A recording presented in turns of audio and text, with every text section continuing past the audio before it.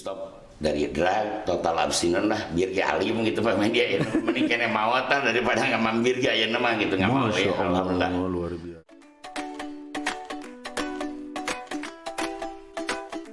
Assalamualaikum warahmatullahi wabarakatuh. Selamat pagi, salam sejahtera buat seluruh sahabat-sahabat Komisi Perlindungan AIDS Kota Bandung. Alhamdulillah pagi hari ini kita ketemu lagi dalam obrolan santai kita di Komisi Perlindungan AIDS Kota Bandung bersama dengan bintang tamu kita yang terus terang saja saya tunggu-tunggu sejak beberapa minggu yang lalu. Selamat datang Kang Tono. Selamat datang. Iya, Kang Tono gimana kabarnya, baik Kang? Alhamdulillah Pak. Ya, jadi sahabat-sahabat Komisi Perlindungan AIDS Kota Bandung, alhamdulillah hari ini kita ketemu dengan Kang Tono. Kebetulan saya mengenal Kang Tono ini sebagai seorang aktivis yang sudah lama berkecimpung di bidang sosial dan kemanusiaan. Nah, salah satunya Kang Tono ini bergerak mengawali aktivitasnya itu ngurusin anak-anak jalanan, lalu juga sekarang ini beliau merupakan salah satu pendiri dari Yayasan Grafik yang notabene yayasan ini berkecimpung di bidang kemanusiaan terutama untuk menanggulangi saudara-saudara kita yang terkena narkoba. Nah, oleh karena itu pagi hari ini kita akan lebih mengenal sosok beliau secara pribadi dan bagaimana sepak terjang beliau selama ini dalam menjalankan aktivitas sosial dan kemanusiaan. Kang Tono, ini karena kebetulan kita sudah social distancing, kita sudah berjarak, saya izin buka masker ya supaya obrolan kita lebih enak nih. Kang Tono juga boleh. Oke. Baik Kang Tono. Kang, sebetulnya Yayasan Grafik ini berdiri sejak kapan sih Kang? Terus apa sih yang menjadi sasaran programnya Yayasan Grafik ini yang Kang Tono dulu dirikan bersama dengan kawan-kawan? Oke, terima kasih Pak Medi. Saya bisa bertemu bersilaturahmi dengan KPA Kota Bandung. Yayasan Grafik ini sebetulnya cikal bakalnya pada waktu itu saya rintis dari tahun 85, tetapi tidak dilembagakan.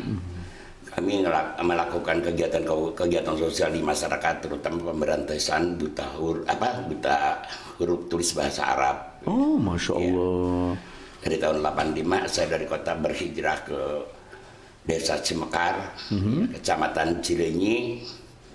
Nah, kemudian di era Krismon tahun 98-99 banyak anak-anak yang turun ke jalan. Pada waktu itu hasil dari mapping oleh Dinas Sosial atau Kemensos itu yang ada di Kota Bandung kurang lebih 3.886 anak. 3.886 anak? Iya, di 120 perapatan jalan dan tempat keramaian ya.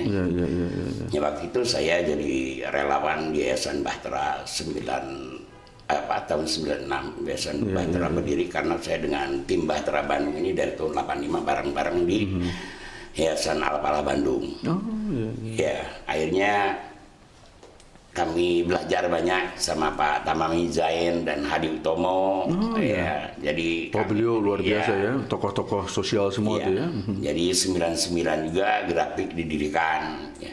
Kegiatannya pada waktu itu adalah kita melayani anak-anak yang berkebutuhan khusus seperti anak jalanan atau CNSP, Need in Special Protection. Jadi mulai dari 99 kurang lebih saya diminta di Yayasan Bahtera jadi pimpinan rumah singgah, kemudian juga di Yayasan Bahtera sebagai koordinator lapangan NGOs and Drug Use di Kota Bandung. Tapi kami dua magang juga, selain Grafik juga saya sisa waktunya untuk Grafik begitu Pak. Gitu ya. Jadi di anak jalanan kami waktu itu tahun 2000 sampai dengan 2007.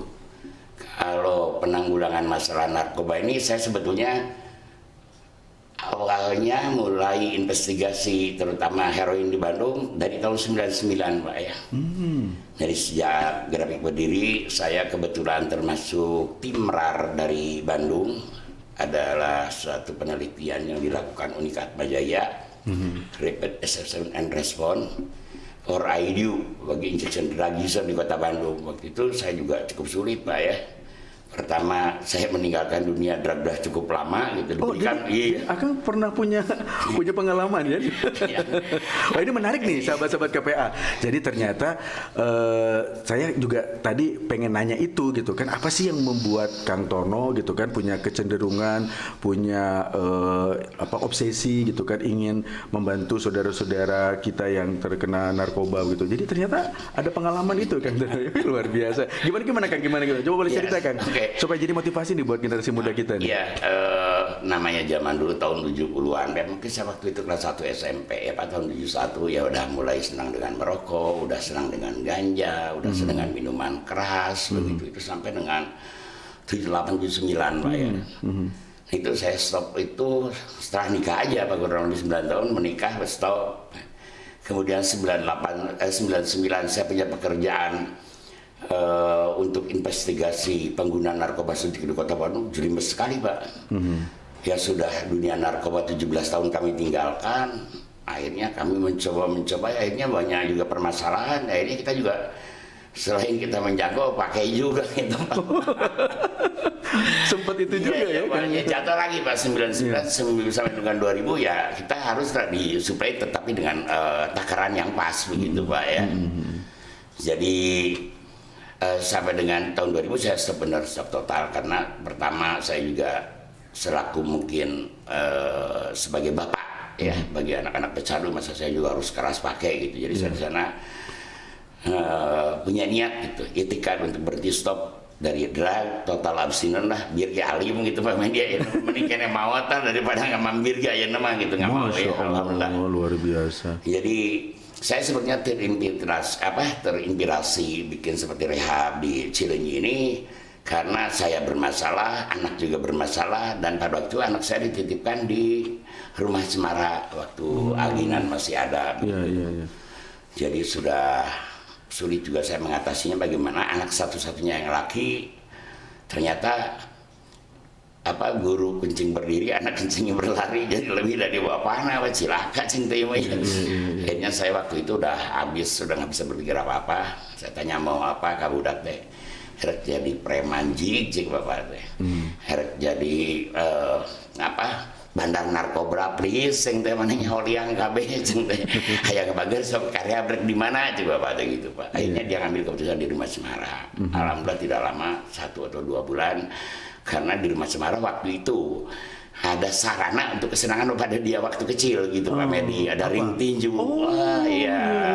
Dan katanya putra Kang Tono gitu justru juga menjadi seorang atlet tinju yang berprestasi tingkat nasional ya. Betul Pak. Waduh, Masya Allah tuh, ini teman-teman sahabat-sahabat KPA, obrolan pagi ini sengaja, makanya kenapa saya sangat bersyukur hari ini bisa ketemu sama Kang Tono. Mudah-mudahan cerita yang inspirasi yang Kang Tono sampaikan itu bisa menginspirasi kita semua begitu, terutama kalian generasi muda, bahwa menjadi orang yang baik itu mungkin boleh jadi pernah tidak baik begitu, tapi yang paling terpenting gitu kan, menjadi orang yang pernah tidak baik daripada orang yang pernah baik. Betul ya Kang Tono ya? Lanjut Kang Tono, ini menarik nih ceritanya nih. Gimana Kang? Ya akhirnya kami titipkan di rumah Cemara karena kebetulan pada itu anak saya itu ada sarana tinju. Memang dari kecil pernah saya masukkan ke sasana tinju gitu ya Pak, di Sipa Boxing Camp, dan kemudian juga di Bima Boxing Camp. Si anak itu potensi itu waktu dari kecil itu jam terbangnya lumayan, kemudian juga prestasinya ada. Kemudian anak saya pesantrenkan ke Darussalam Syami supaya tidak tercemar seperti saya begitu Pak Medi. Setelah 3 tahun kemudian lulus SMA, si kuda lu pasti nagedogan di pesantren deh. 2004 sampai 2014 ya mungkin hampir 9 tahun 10 tahun gitu ya, anak itu dengan kondisi yang sangat juga prihatin. Saya juga akhirnya alhamdulillah dia menemukan perubahan gitu, anak Fauzan itu di rumah Cemara Bandung ya. Jadi dari mulai awal dia berkarir sampai dengan menjadi juara nasional di KTPI Komisi Tinju Profesional Indonesia, dan dia sampai hari ini alhamdulillah belum ada terkalahkan untuk di ukuran di Indonesia gitu, ya. Alhamdulillah ya, luar biasa ya. Nah Kang Tono, ngomong-ngomong nih, aktivitas Kang Tono sekarang kan lebih concern ya di Yayasan Grafik begitu ya, dan kemarin juga alhamdulillah saya bisa bersilaturahmi kan, bisa bersilaturahmi ke sekretariat grafik, lalu juga saya bisa melihat berbagai aktivitas kegiatan yang saya sangat terharu, lalu saya juga sangat bangga begitu ya, bahwa ternyata di Yayasan Grafik itu selain juga ada aktivitas kegiatan rehabilitasi narkoba, ada juga kegiatan-kegiatan keagamaan ya, ada majelis taklim juga gitu kan. Jadi sebetulnya memang majelis taklim lebih awal berdiri dibandingkan Yayasan Grafik. Betul, ya. Pak. Oh, Masya Allah. Itu para anggota jemaahnya warga masyarakat sekitar kan? Warga masyarakat sekitar. Berarti kesimpulannya pendekatan rehabilitasinya lebih pada pendekatan agama atau dengan pendekatan treatment obat atau sebagainya? Gimana kan? Oh iya, terima kasih Pak Medi. Kami kadang-kadang ada di kombinasi ya. Tapi untuk di Yayasan Grafik itu sendiri kami lebih ke NR, narkotik religius ya, dengan step atau 7 step. Kalau yang biasa dipakai di terapi community dengan pakai 12 step. Nah kami sekarang sedang juga, karena kami termasuk bontot lah, ukuran rehabilitasi baru berjalan 2-3 tahun. Jadi kami juga ingin punya modul bagaimana pembinaan bagi para korban narkoba sesuai dengan NR tadi, Pak, narkotik religius tadi. Karena namanya pecandu itu sulit sekali kalau untuk sembuh ya. Atau jadi seorang pecandu itu sulit untuk sembuh? Betul Pak. Saya pernah ya memperhatikan gitu, kalau yang pernah direhabilitasi di Grafik dari 30 orang itu mungkin hanya 3 orang yang bisa bertahan 2 tahun sampai hari ini belum menggunakan kembali.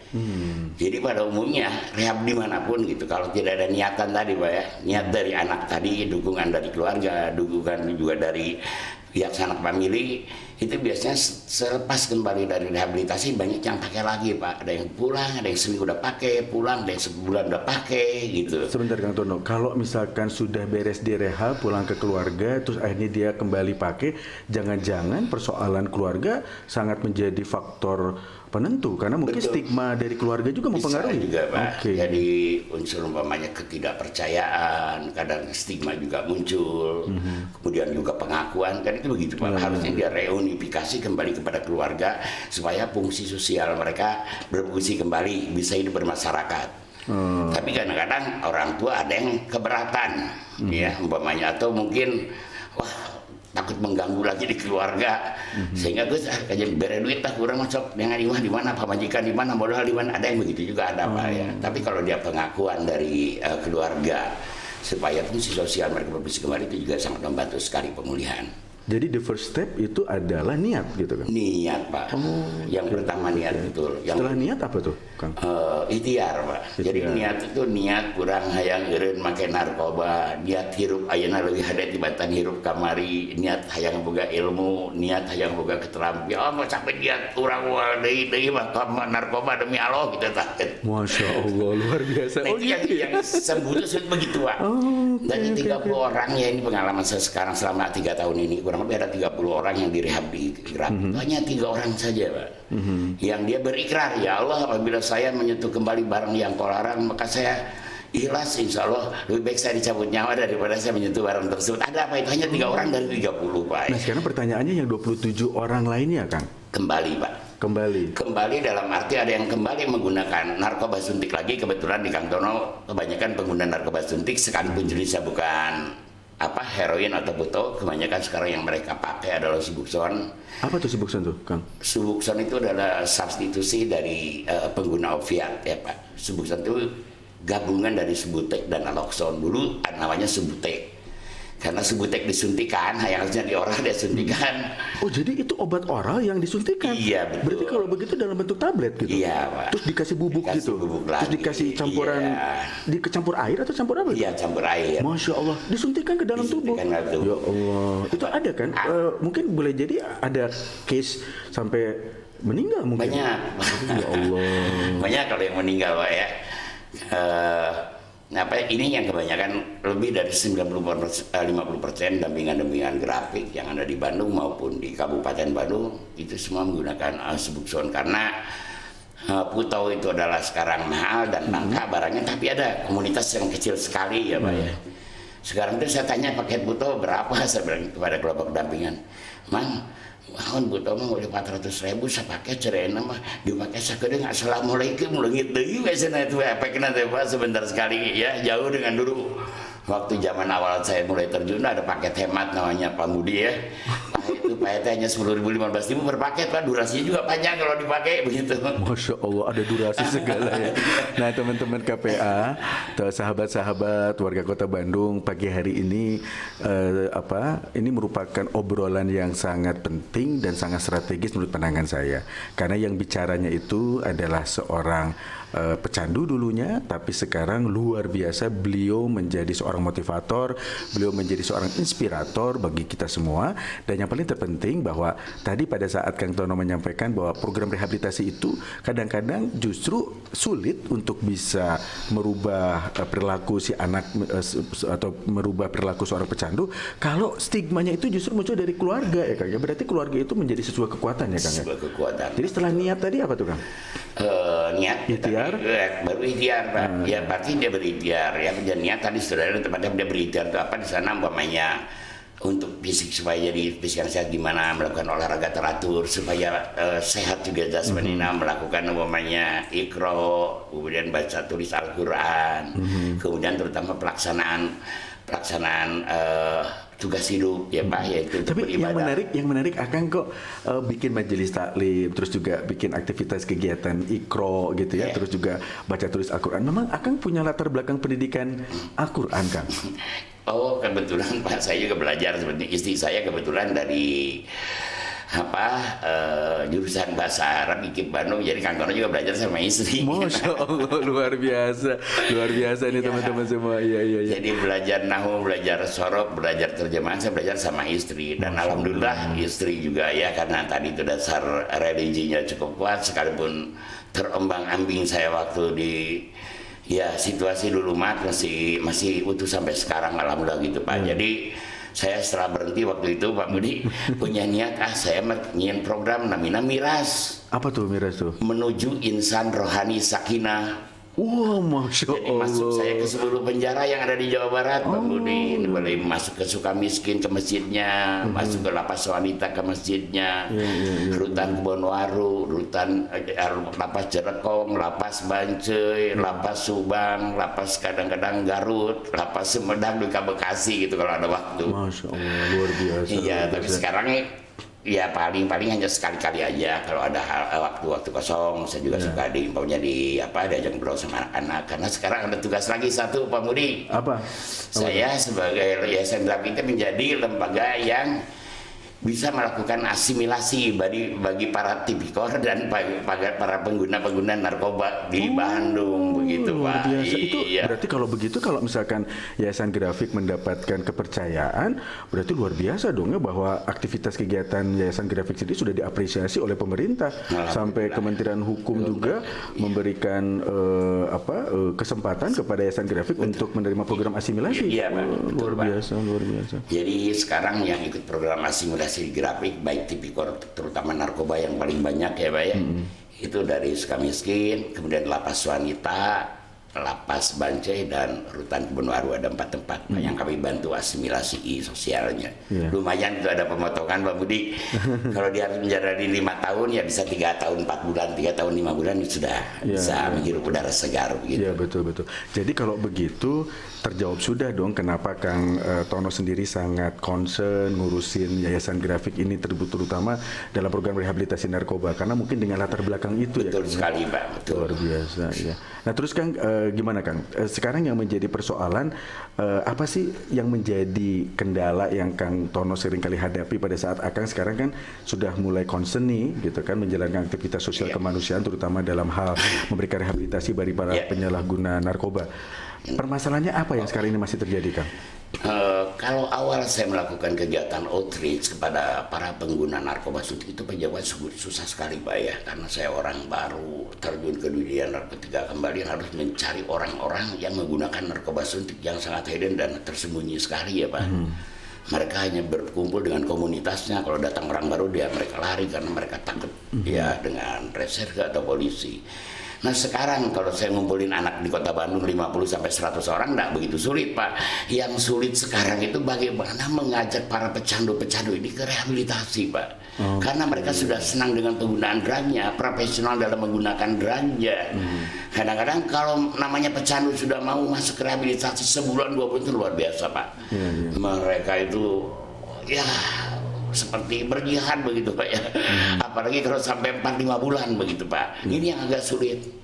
Saya dari sekretariat grafik itu lebih dari 200 anak yang menggunakan sampai 300 anak. Tapi yang untuk kembali sekarang baru hanya 2 orang itu pada dari 300 Iya. Tapi kalau jadi penjangkauannya sudah bisa dilakukan. Penjangkauan sudah alhamdulillah. Tapi mengajak Pak. mereka untuk terlibat dalam program rehabilitasi itu masih sulit. Yang paling sulit mereka mengajak supaya mereka stop dari drug, umpamanya kembali ke rehabilitasi supaya total itu susah Pak. Kadang-kadang yang kami pengalaman ada yang total abstinent tadi hanya dari 30 hanya 3 orang.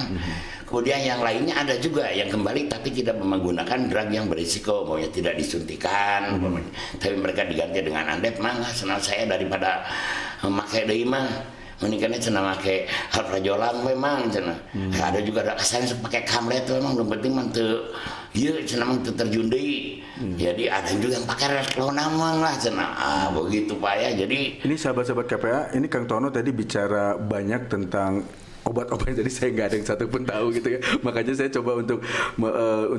coba untuk bisa memahami begitu kan tentang bagaimana kompleksitas persoalan penyalahgunaan narkoba dan penanganannya begitu.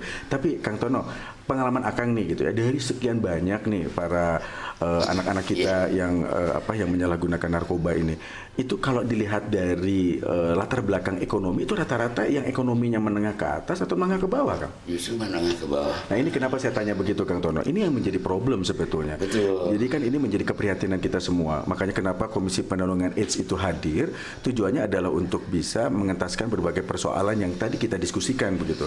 Kalau misalkan seandainya dia bisa mengkonsumsi narkoba, dia juga punya uang yang banyak begitu kan, mungkin itu pilihan gitu ya. Tapi yang saya menjadi persoalan itu buat saudara-saudara kita yang ekonominya menengah ke bawah gitu kan, apakah nggak ada pilihan lain untuk mereka tetap melakukan itu? Saya berharapnya kalau misalkan mereka dari sisi ekonomi saja sudah sulit, mau nggak mau kan harusnya gitu mereka harus tinggalkan aktivitas itu. Pak. Gitu kan. Jadi di sini Pak ya, mungkin yang dari mulai mungkin namanya narkoba atau nafsa itu dari harga yang murah sampai dengan yang mahal ada ya Pak, yang kurang banyak terbeli, akhirnya mereka kecanduan, akhirnya ya apapun mereka lakukan, jamret kiri, jamret kanan, sabat kiri, sabat kanan, yang penting drag atau berjalan walaupun masuk tahanan begitulah ya Pak. Gitu. Ini udah konsekuensi mereka. Berarti intensitas tingkat kriminalitas juga mungkin diakibatkan oleh penyalahgunaan narkoba yang begitu masif ya. Betul. Nah oleh karena itu memang ini Komisi Penanggulangan AIDS itu memiliki tanggung jawab yang besar. Tentunya juga KPA tidak akan bisa bekerja sendiri tanpa ada keterlibatan dari seluruh stakeholder, dari seluruh elemen masyarakat untuk ikut terlibat dalam upaya penanggulangan narkoba ini. Kang, pemberdayaan apa yang selama ini sudah dilakukan di Grafika? Oke, pemberdayaan bagi para pengguna yang pernah direhabilitasi, ada yang bengkel kebetulan punya Pak ya. Oh gitu ya. Ya, jadi ada beberapa orang yang bisa mengikuti program otomotif, mereka sampai sekarang bisa ada 2 orang yang ikut bengkel gitu. Nah, yang lainnya untuk ini tinju juga ada Pak ya. Ada sekarang ada beberapa atlet yang mudah-mudahan bisa mereka ke jenjang yang lebih baik begitu, dari mereka menggunakan sekarang udah stop, kemudian mereka ikut olahraga secara maksimal juga ada. Kemudian juga ada kegiatan macam palet begini ada juga Pak ya. Nah kegiatan-kegiatan lainnya kami juga mungkin tadi itu perlu bekerja sama dengan pihak lain ya Pak ya, supaya para pengguna-pengguna ini bisa mereka minimal bisa bertahan untuk hidup, untuk menafkahi umpamanya keluarganya, karena ya kebanyakan begitu Pak, dengan tadi itu dengan kebutuhan lebih baik mereka di penjara daripada umpamanya mereka tidak mendapatkan barang, itu habis sebagian besar Pak ya. Luar biasa ya, dilema yang dihadapi ya gitu kan. Oleh karena itu Kang Tono, terakhir nih dari saya, apa harapan Kang Tono? Harapan saya itu Pak, kerjasama dengan berbagai pihak ya Pak untuk menangani permasalahan narkoba di Kota Bandung atau di Indonesia ini, yang menurut catatan BNN sekarang hampir 4 juta Pak ya, 3.600.000 itu tahun 2019, mungkin sekarang hampir mencapai 4 juta. Dan apabila kita ini tidak dilakukan intervensi secara bersama-sama, akan runtuh atau rontok lah sistem pertahanan negara kita. Apalagi narkoba sudah mulai masuk ke oknum TNI, oknum Polri, apalagi nanti masyarakat, Pak. Dan itu bisa akan numpuk, Pak, ya 10 tahun, 20 tahun ke depan apabila kita tidak bersama-sama untuk melakukan intervensi terhadap narkoba ini, baik melalui pencegahan maupun melalui pemberantasan gitu. Dan bagaimana kita merehabilitasi mereka atau memperbaiki mereka yang sudah tercemar. Jadi mungkin kalau di dalam urusan narkoba ini pazani buhu la'alakum tuflihun, jauhi oleh kemiskinan narkoba supaya kamu mendapat keberuntungan. Yang sudah tercemar lakukan tindakan rehabilitasi, yang belum tercemar lakukan tindakan prevention gitu, Pak. Mungkin bersama-sama. Ya, jadi yang paling terpenting sahabat-sahabat Komisi Penanggulangan AIDS warga Bandung yang sama-sama sehat dan bahagia begitu. Obrolan pagi hari ini tentunya mudah-mudahan bisa menginspirasi kita semua bahwa upaya untuk menanggulangi persoalan narkoba yang tadi Kang Tono sampaikan jumlahnya tahun ini justru lebih meningkat dibandingkan tahun sebelumnya. Oleh karena itu memang program yang harus dikedepankan adalah bagaimana kita membangun keselarasan dan sinergi dari seluruh stakeholder, dari seluruh pemangku kepentingan baik pemerintah, private sector gitu kan. Tadi yang Kang Tono sampaikan kalau yang sudah menjadi pecandu, oleh karena itu program rehabilitasinya harus digencarkan. Kalau misalkan yang belum terpapar oleh penyalahgunaan narkoba, mudah-mudahan kita bisa melakukan pencegahan sejak dini gitu ya. Tapi pemberantasan narkoba sendiri, upaya penegakan supremasi hukum terhadap para pengedar narkoba harus tetap dilakukan secara tegas, dukung berat ya Kang ya. Karena memang kalau dengar ceritanya Kang Tono ini sebetulnya kalau misalkan saya kasih panjang lagi nih durasinya, kita masih banyak bisa mengeksplorasi berbagai cerita-cerita penuh hikmah begitu. Tapi yang jelas saya hari ini ketemu dengan seorang tokoh sosial dan kemanusiaan yang bergerak di bidang penyalahgunaan narkoba dan rehabilitasinya. Mudah-mudahan saja ini bisa menjadi sebuah motivasi buat kita semua pada saat kita hari ini masih hidup sehat, masih hidup dengan segala macam bentuk tata nilai dan tata norma. Pertahankan itu, tapi tentunya jangan jadi orang soleh untuk diri kita sendiri. Jadilah orang soleh untuk banyak orang, karena kalau kita soleh, kita harus mengetuktularkan kesolehan diri kita dan kesolehan sosial kita buat banyak orang untuk melakukan hal yang sama. Sahabat-sahabat KPA, terima kasih atas segala perhatiannya. Hatur nuhun, jazakallah khairan katsira. Kang Tono, terima kasih banyak, salam hormat, salam buat seluruh keluarga besar Yayasan Grafik yang selama ini sudah concern. Terima kasih atas segala perhatiannya. Sampai ketemu lagi di podcast yang akan datang. Bila taufiq wal hidayah. Wassalamualaikum warahmatullahi wabarakatuh. Waalaikumsalam warahmatullahi wabarakatuh.